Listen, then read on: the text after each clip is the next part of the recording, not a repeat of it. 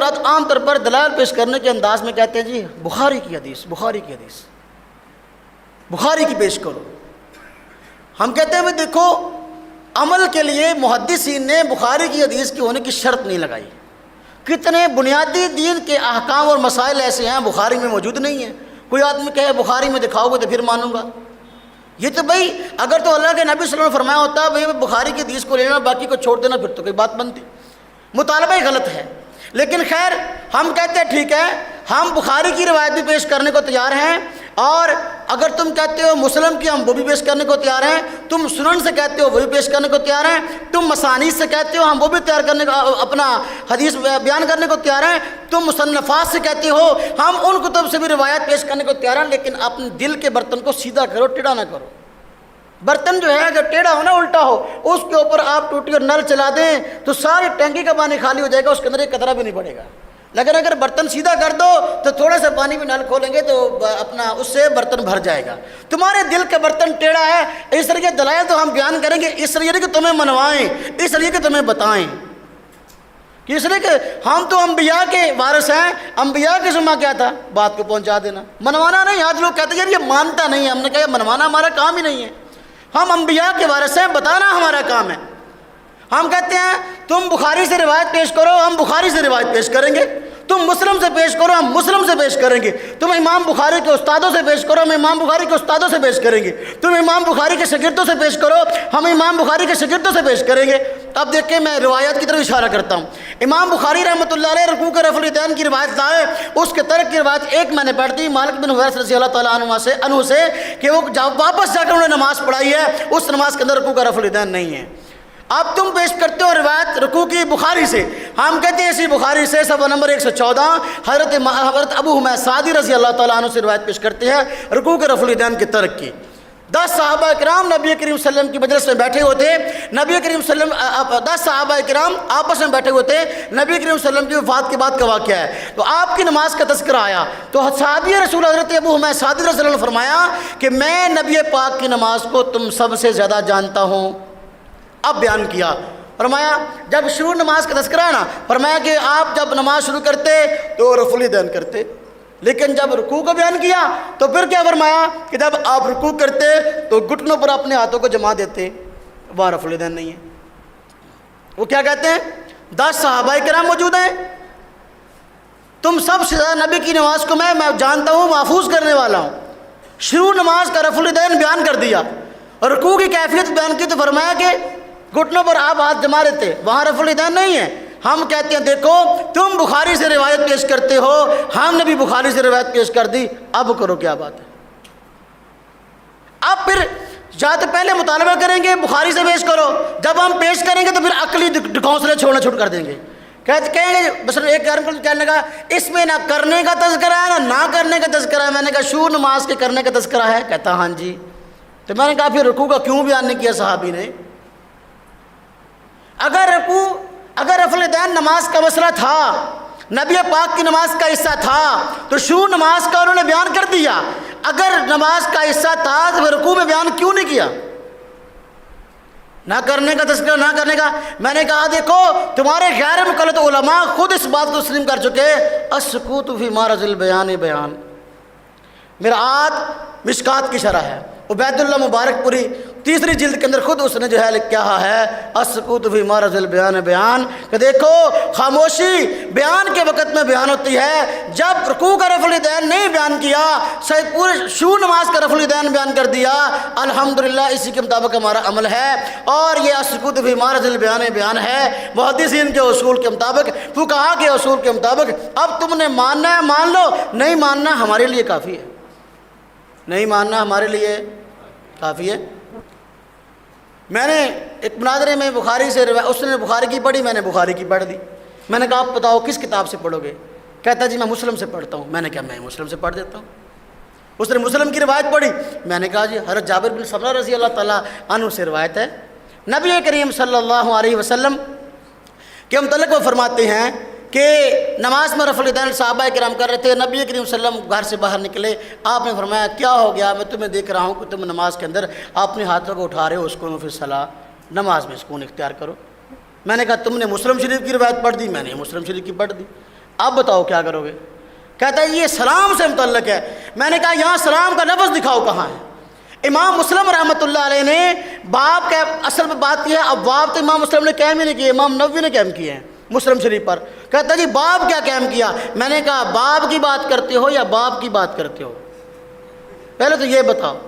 اگر باب کی بات کرتے ہو، باب الامر بالسکون بالصلاۃ، یہ باب کا ایک حصہ ہے، اس سے متعلق روایت ہے۔ سلام والی روایت اس سے نیچے ہے، اگلے والے باب کا حصہ اس کے ساتھ متعلق ہے۔ اگر یہ دونوں ایک حدیث ہوتی، کہتا ہے یہ ایک حدیث ہے۔ میں نے کہا اگر دونوں ایک حدیث ہوتی الگ الگ سند بیان کرنے کی ضرورت تھی؟ کہتا ہے نہیں۔ تو میں نے کہا پھر کیوں بیان کی؟ یہ تم نہیں مانا تم نہ مانو، لیکن اہل حدیث کے عنوان سے حدیث کا عنوان انکار تو نہ کرو۔ پھر مجھے کہنے لگا نماز کے اندر ہے اسکنوا فی الصلاۃ، نماز میں سکون اختیار کرو، تو پھر شروع نماز میں کیوں کرتے ہو؟ میں نے کہا فرمایا حدیث کے الفاظ پہ غور کرو، اسکنوا فی الصلاۃ، نماز میں سکون اختیار کرو۔ تو بھائی جو شروع نماز کا رفع الیدین ہے وہ نماز کے اندر نہیں، نماز کے باہر کا ہے۔ تکبیر تحریمہ نماز کے لیے شرط ہے، شطر نہیں ہے۔ پڑھا ہوا نا آپ نے، یہ سمجھانے کی ضرورت نہیں۔ ہاں جی، تو لہذا اسکنوا فی الصلاۃ میں رکوع کا داخل ہے، سجدے کا داخل ہے، اس کا ترک یہاں سے ثابت ہے۔ غیر مقلد بھی کہتے ہیں منع دکھاؤ، حدیث سے منع دکھاؤ۔ ہم کہتے ہیں بھائی منع حکم کے مقابلہ میں ہوتا ہے، ایک حکم کی روایت تم پڑھ دو، منع کی ہم پڑھ دیتے ہیں۔ حکم کی ایک بھی روایت نہیں ہے، ہم نے منع کی پڑھ دی مسلم سے۔ جیسے مطالبے کرتے جاؤ گے دلائل ہم سے لیتے جاؤ، تم کو منوانا ہمارا کام نہیں ہے۔ بس اوقات ساتھی پریشان ہوتا ہے یہ مانتا کیوں نہیں ہے؟ ہم کہتے ہیں دل پہ مہر لگ جائے، دل سیاہ ہو جائے، اب ماننا اس نے کیسے ہے؟ یہ ہمارا کام ہی نہیں ہے، یہ ہماری ڈیوٹی نہیں ہے۔ ہمارا کام ہے دلائل کو بیان کرنا۔ اب جب میرے ایک مناظرے میں روایت پیش کی، مجھے کہنے لگا اچھا یہ بتاؤ اس میں تو گھوڑے کی دموں کے ساتھ تشبیہ ہے، کہ گھوڑوں کی طرح دمیں کیوں ہلا رہے ہو؟ آپ نے کبھی گھوڑا دیکھا ہے؟ میں نے کہا بالکل دیکھا ہے، میں تو دیہاتی آدمی ہوں۔ کہتا ہے گھوڑا دم کیسے ہلاتا ہے؟ میں نے کہا تم پوچھنا کیا چاہتے ہو؟ کہتا ہے گھوڑا جب دم ہلاتا ہے وہ تو تم یوں ہلاتا ہے، ہم رفع الیدین یوں کرتے۔ میں نے کہا سبحان اللہ، ہم دیہاتی ہیں، ہم نے گھوڑے کو دیکھا ہے، گھوڑا دم عام طور پر یوں ہلاتا ہے، لیکن جو گھوڑا سرکش ہو، مالک کا نافرمان ہو، تو جب بہت غصے میں ہوتا ہے پھر یوں ہلا کے نا یوں بھی ہلاتا ہے۔ بات سمجھ میں آئی؟ میں نے کہا تم سرکش ہو، حدیث میں آ بھی گیا، پھر بھی نہیں مان رہے، اسی تم یوں ہلاتے ہو۔ یہاں سرکش گھوڑوں کی بات ہو رہی ہے، مطلقاً گھوڑوں کی بات ہی نہیں ہو رہی۔ تو جب ہم سے روایت کا مطالبہ کرے گا نا تو پھر عقلی اعتراض شروع کر دے گا۔ اب مسلم کی روایت کو ضعیف تو کہہ نہیں سکتا۔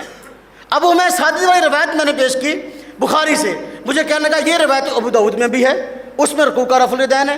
میں نے کہا یار آج تک تم یہ کہتے آئے کہ بخاری کا پہلا نمبر ہے، بخاری پہ آؤ، بخاری پہ آؤ، باقی کی روایت نہ پیش کرو، بخاری کی ہوتی ہو دوسری حدیث کو نہ مانو۔ میں نے بخاری کی ابو حمید سعدی کی روایت پڑھی، اس میں شروع نماز کا رفع الیدین ہے۔ جو ابو داؤد کی روایت ہے وہ تو ضعیف ہے، اس میں تو قدری راوی ہے، تقدیر کے منکر راوی ہے۔ آپ اس جھوٹی ضعیف روایت کو جس میں قدری راوی ہے، آپ اس کو ہم پہ مسلط کرنا چاہتے ہو صحیح حدیث کے ہوتے ہوئے؟ آج تک ہمارے سامنے یہ تم گیت گاتے رہے کہ بخاری کی روایت ہم پیش کرتے ہیں، یہ غیر بخاری کی پیش کرتے ہیں۔ جب ہم نے بخاری کی پیش کی آپ سننے ابو داؤد کی طرف بھاگ گئے جس میں قدری راوی ہے۔ آپ مجھے کہنے لگا امام بخاری رحمۃ اللہ علیہ کا مرتبہ بتاؤ۔ میں نے کہا امام بخاری رحمۃ اللہ علیہ کا مرتبہ تجھ سے کہیں زیادہ ہے۔ پھر مجھے کہنے لگا تو پھر آپ امام بخاری کو کیوں نہیں مانتے؟ میں نے کہا میں امام بخاری کو بھی مانتا ہوں، بخاری سے حدیث پڑھی ہیں، اور امام بخاری کے استادوں کو بھی مانتا ہوں، امام بخاری کے شاگردوں کو بھی مانتا ہوں۔ امام بخاری کے دو استاد بلکہ 3 استاد، امام عبدالرزاق، امام ابن ابی شیبہ، امام حمیدی، ان تینوں سے آپ کتابیں کھول کے دیکھ لیں، ترک رفع الیدین کی روایت مروی ہے، ترک رفع الیدین کی روایات مروی ہیں۔ جب ان تینوں سے ترک رفع الیدین کی روایت مروی ہیں، میں نے کہا میں امام بخاری کو بھی مانتا ہوں، ان کے استادوں کو بھی مانتا ہوں۔ اگلی بات کر، میں کہ میں ان کے شاگردوں کو بھی مانتا ہوں۔ امام نسائی، امام ترمذی رحمۃ اللہ علیہ امام بخاری کے شاگرد ہیں۔ امام ترمذی رحمۃ اللہ علیہ حضرت ابن مسعود رضی اللہ تعالیٰ عنہ کی روایت لائے ہیں، اور اس روایت کو کہا کہ یہ روایت حسن ہے، دوسرے نسخے میں یہ روایت صحیح ہے۔ میں نے کہا بتاؤ، وہ اگر روایت کوئی ثابت ہی نہیں ہے، وہی امام بخاری کے شاگرد امام ترمذی کہہ رہے ہیں بے شمار صحابہ اور تابعین کا جو ہے وہ اس ترک رفع الیدین پر عمل ہے، وہی کہتے ہیں سارے کوفہ والوں کا اس پہ جو ہے ترک رفع الیدین پر عمل ہے۔ اب تم مجھے بتاؤ کیا یہ امام بخاری کے شاگرد امام بخاری کو نہیں سمجھتے تھے؟ امام نسائی رحمۃ اللہ علیہ رکوع کے رفع الیدین کی روایت لائے، اس کے بعد باب قائم کیا، ترک ذالک باب قائم کر کے حضرت ابن مسعود رضی اللہ تعالیٰ عنہ سے ترک کی روایت لائے ہیں. پھر روایت ذکر کی ہے، پھر باب لائے، پھر باب قائم کیا رکوع کے رفع الیدین کے ترک کا. کون سا؟ اور رخصت فی ترک ذالک. پھر حضرت ابن مسعود رضی اللہ تعالیٰ عنہ کی روایت لے آئے.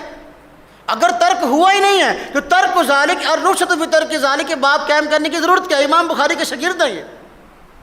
جب میں نے یہ روایت حضرت ابو حمید سعدی والی بخاری کی پیش کی نا، صفحہ 114 والی، تو مجھے کہنے کا باب بتاؤ کیا ہے، امام بخاری کس باب میں لائے ہیں؟ میں نے کہا امام بخاری تو اس روایت کو مختلف ٹکڑوں کی شکل میں بخاری میں کئی جگہ لائے ہیں.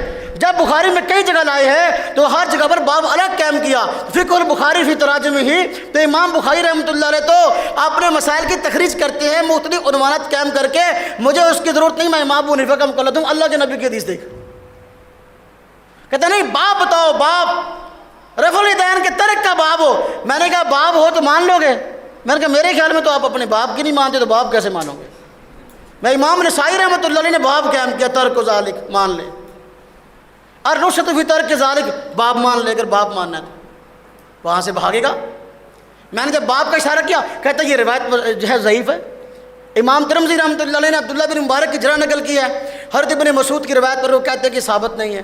میں نے کہا بھائی سنن طحاوی میں جو ہے یہ روایت ہر ابن مسعود کی جو ہے وہ مذکور تھی عبداللہ بن مسعود رضی اللہ تعالیٰ عنہ سے دوسرے الفاظ سے. حضرت ابن مسعود رضی اللہ تعالیٰ عنہ نبی کریم صلی اللہ علیہ وسلم کی نماز کا نقشہ مختلف الفاظ سے کھینچتے ہیں. جس طرح کہ ترمذی میں فرمایا کہ کیا تم کو نبی پاک کی نماز پڑھ کر نہ دکھاؤں، تو شروع نماز میں رفع الیدین کیا، باقی جگہ پر نہ کیا عملاً. سنن طحاوی میں روایت ذکر کیا ہے کہ نبی کریم صلی اللہ علیہ وسلم کو دیکھا آپ نے شروع نماز میں رفع الیدین کیا، دوسری جگہ نہیں کیا. یہاں وہ گویا کہ اپنے بصارت کو، اپنے رویت کو یہاں بیان کر رہا ہے کہ میں نے دیکھا. تو عبداللہ بن مبارک رضی اللہ رحمۃ اللہ علیہ جو ہیں وہ ان کا جو قول ہے وہ سنن طحاوی کی روایت کے متعلق ہے.